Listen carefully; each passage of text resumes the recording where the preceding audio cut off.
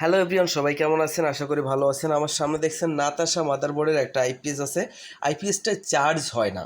তো চার্জ না হলে আপনারা কি করবেন? খুব সহজ সমাধান আমি এই ভিডিওতে দিতে চলেছি। তবে একটা অনুরোধ করব, যারা এই ভিডিওতে নতুন আছেন তারা কিন্তু চ্যানেলটা সাবস্ক্রাইব করে পাশে থাকবেন এবং কমেন্টে মতামত জানাবেন। তো চার্জিং পরীক্ষা করতে গেলে প্রথমে আমাদের হাতে দরকার এই ধরনের একটা এম্পিয়ার মিটার, অনেকে ক্লিপ অন মিটার বলে। তো এটা ক্লিপের মতো কাজ করে বলে ক্লিপ অন মিটারও বলে। তো এই ধরনের মিটার আপনার কাছে রাখতে হবে। তো এবার দেখেন, আমি কিন্তু একটা ব্যাটারিতে কানেকশন দিয়েছি, এখান থেকে একটা ব্যাটারিতে কানেকশন দিয়েছি। এই যে দেখছেন, এখানে উপরে আছে সোলার কন্ট্রোলার 12.5 এখন ভোল্টেজ আছে। তো এখন দেখব যে আমাদের এটা চার্জ হচ্ছে কিনা। তো প্রথমে আমরা যে কাজটা করব সে কাজটা হচ্ছে আমরা আইপিএসটাকে অন করব। তো প্রথমে আইপিএসটাকে আমরা অন করেছি। অন করার পরে দেখেন ব্যাটারিতে 12.2 ভোল্টেজ আছে। তখন এই মতো অবস্থায় আমরা কি করব, আমরা এখন কিন্তু এসি প্লাগটা ইনপুট করব। তো এখন আমরা এসি প্লাগটা ইনপুট করব। ইনপুট করে দেখব আমাদের চার্জটা হচ্ছে কিনা। দেখেন আমাদের এখন আইপিএসটা অন আছে। আইপিএসটা 2.10 এম্পিয়ারে লোড হচ্ছে, মানে লোড নিচ্ছে। তো এসি প্লাগটা ইনপুট করব। দেখেন একটা শব্দ হয়েছে। আমাদের এসি প্লাগটা ইনপুট করার পরে আমরা দেখব আমাদের চার্জটা হচ্ছে কিনা। এখানে আস্তে আস্তে দেখবেন চার্জিং যে এম্পিয়ারটা নেয় সেই এম্পিয়ারটা এখন নিচ্ছে কিনা আমরা সেটা দেখব। এবং যদি আমাদের চার্জ নেয় তাহলে আমরা বুঝতে পারবো, আমাদের চারিদিকে কিন্তু মিটার কানেকশন করা রয়েছে, আমরা বুঝতে পারবো আমাদের চার্জটা হচ্ছে কিনা। দেখেন আমাদের 0 এম্পিয়ার আছে এখানে, এবং এখানে 12.4 ছিল, 5 ছিল, 4 আছে।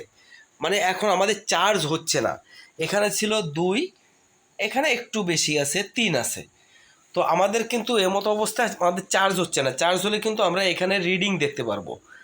তো আমরা কি করব, প্রথমে আমরা এখানে চার্জিং যে ভেরিয়েবলটা আছে, ভেরিয়েবলটা আমরা আস্তে আস্তে ডান দিকে মোড়া দিব। এবার দেখেন আমরা ডান দিকে মোড়া দিব, আর এখানে আমরা খেয়াল করব যে আমাদের চার্জিং এম্পিয়ারটা বাড়ে কিনা। দেখেন আমি ডান দিকে আস্তে আস্তে মোড়া দিচ্ছি। এবার দেখবো আমাদের চার্জিং এম্পিয়ারটা নিচ্ছে কিনা। তো আমাদের চার্জিং এম্পিয়ারটা দেখেন 3 এম্পিয়ার নিছে। 3 এম্পিয়ার আমরা আরও একটু মোড়া দিব, আরও একটু মোড়া দিব। মোড়া দিয়ে দেখেন আমাদের প্রায় 12 এম্পিয়ার, 11-12 এম্পিয়ার নিছে আমরা এখানে মোড়া দেওয়ার সাথে কিন্তু। এবং দেখেন আমাদের এই যে ভেরিয়েবলটা, এই ভেরিয়েবলটা এর নিচে কিন্তু আরেকটা ভেরিয়েবল আছে, অটো চার্জিং ফুল কাট।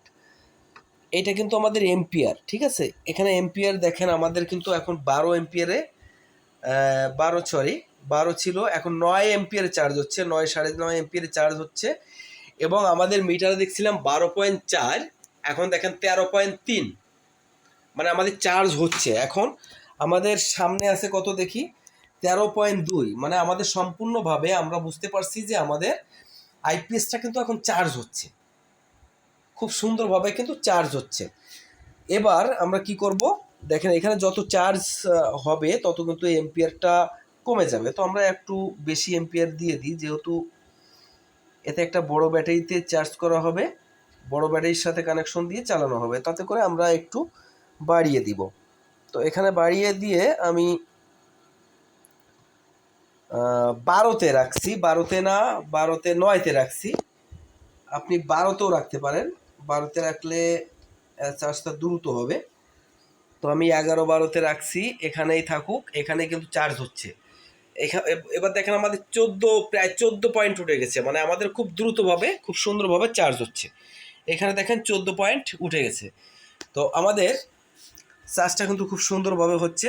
তো এভাবে যদি আমাদের চার্জটা হয় তাহলে কিন্তু আমাদের পরিপূর্ণ চার্জ হবে। এবার যদি চার্জ না হয় তাহলে আপনারা কি করবেন, অনেক সময় চার্জিং যদি সিস্টেমটা চার্জ মোটে হচ্ছে না, তখন কি করবেন, এখানে এমওসি 3021 আছে, এটা পাল্টিয়ে দিবেন।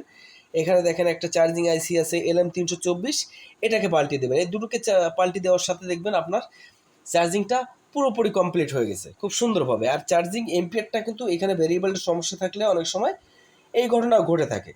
তো এই জন্য এই ভেরিয়েবলটা কিন্তু আমি অ্যাডজাস্ট করে আমি কিন্তু চার্জটা এখন কমপ্লিট করতেছি। এখন কিন্তু চার্জ আমার হচ্ছে। তো এভাবেই কিন্তু আমার চার্জ হলে আমার ব্যাটারিটা সম্পূর্ণভাবে চার্জ হবে।